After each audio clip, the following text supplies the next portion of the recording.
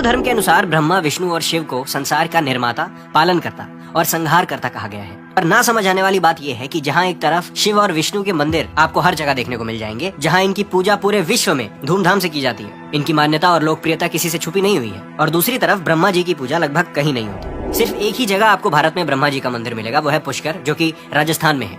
आखिर ऐसा क्यों है कि जिसने बनाया उसी की पूजा नहीं की जाती और उनके मंदिर ही नहीं दिखते? पर आपको पता है कि ब्रह्मा जी की पूजा ना होने के पीछे बहुत सारी एंशिएंट स्टोरीज हैं, जैसे सावित्री का श्राप। सावित्री के श्राप की कहानी प्राचीन भारत के एक रोचक और विचार करने के लिए मजबूर कर देने वाले पौराणिक किस्से से जुड़ी हुई है। इस कथा के अनुसार ब्रह्मा जी एक बार पुष्कर, राजस्थान में यज्ञ का आयोजन कर रहे थे। ये यज्ञ सारी सृष्टि की शुद्धि और विकास के लिए था, और यज्ञ के लिए उनकी पत्नी सावित्री जी को ब्रह्मा जी के साथ रहना था। लेकिन किसी कारणवश सावित्री जी उस समय यज्ञ स्थल पर उपस्थित नहीं हो पाई। समय बीत रहा था और यज्ञ की विधि को समय पर पूरा करना जरूरी था, क्योंकि यज्ञ की शुद्धि और उसका महत्व समय से जुड़े हुए थे। ब्रह्मा जी को अपनी पत्नी सावित्री जी का इंतजार करना पड़ा। लेकिन जब सावित्री जी समय से नहीं पहुंची, तो ब्रह्मा जी ने वहां एक स्थानीय गांव की लड़की गायत्री से विवाह कर लिया, ताकि यज्ञ समय अनुसार प्रारंभ हो सके। और फिर गायत्री जी ने ब्रह्मा जी के साथ यज्ञ में बैठकर यज्ञ का समापन किया। और फिर जब सावित्री जी यज्ञ स्थल पर देर से पहुंची और ब्रह्मा जी को किसी और स्त्री यानी गायत्री के साथ यज्ञ में बैठे देखा, तो वे अत्यंत क्रोधित हो गए। उन्हें अपमानित महसूस हुआ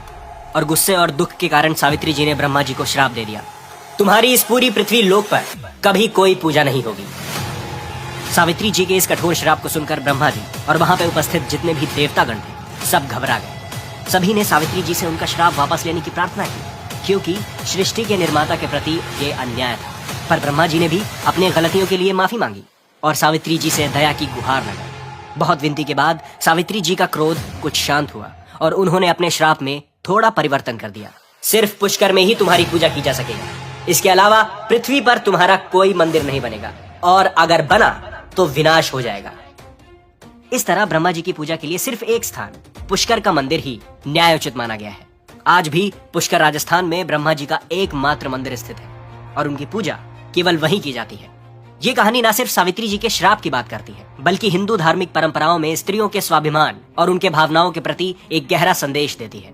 सावित्री जी का श्राप ब्रह्मा जी के आचरण का परिणाम था, और ये इस बात का प्रत्यक्ष प्रमाण है कि किसी भी स्थिति में व्यक्ति को अपने गलतियों का सामना करना ही पड़ता है। दूसरा किस्सा, ब्रह्मा जी का झूठ। एक बार ब्रह्मा जी और विष्णु जी के बीच एक बहस छिड़ गई, जिसमें वो दोनों एक दूसरे को साबित करने में लगे हुए थे कि कौन ज्यादा श्रेष्ठ है, और दोनों ही खुद को श्रेष्ठ मानकर बैठे थे। अब उनका विवाद इतना बढ़ गया कि शिव जी को इस बहस में हस्तक्षेप करना पड़ा।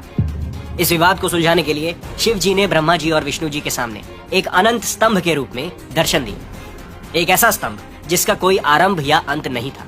और फिर उन्होंने दोनों से कहा कि आप दोनों में से जो भी इस स्तंभ के अंत को ढूंढ लेगा, वही श्रेष्ठ कहलाएगा। अब जैसे ही शिव जी ने ये कहा, वैसे ही विष्णु जी और ब्रह्मा जी उस स्तंभ का अंत ढूंढने निकल पड़े।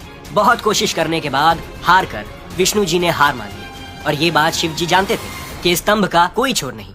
पर ब्रह्मा जी ने कुछ और सोच रखा था, और जब ढूंढने पर भी उन्हें वो छोर नहीं मिला और उनको ये पता चला कि विष्णु जी भी ये छोर नहीं ढूंढ पाए हैं, तो उन्होंने एक झूठ का सहारा लिया और शिव जी के समक्ष आकर उन्होंने कहा, मुझे छोर मिल गया।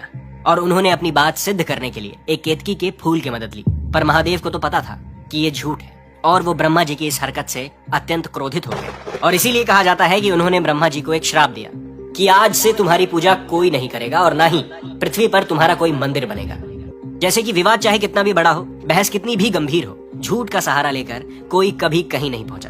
अब चलते हैं तीसरी और सबसे प्रसिद्ध कहानी पर, जिसका नाम है मोहिनी का श्राप। इस कथा में स्वर्ग की अप्सरा मोहिनी ब्रह्मा जी के सुंदर रूप पर मोहित हो गई थी। जब उन्होंने अपने प्रेम का इजहार किया, तो ब्रह्मा जी ने इस प्रस्ताव को अस्वीकार कर दिया और मोहिनी को अपनी पुत्री का दर्जा दे दिया। पर मोहिनी ये नहीं चाहती थी, और उन्हें इस बात से बहुत ठेस पहुंची, और इसीलिए गुस्से में आई मोहिनी ने सृष्टि के निर्माता ब्रह्मा जी को श्राप दिया कि अगर उनका प्रेम सच्चा होगा, तो ब्रह्मा जी की पूजा पृथ्वी पर कभी भी नहीं होगी। ये कहानियां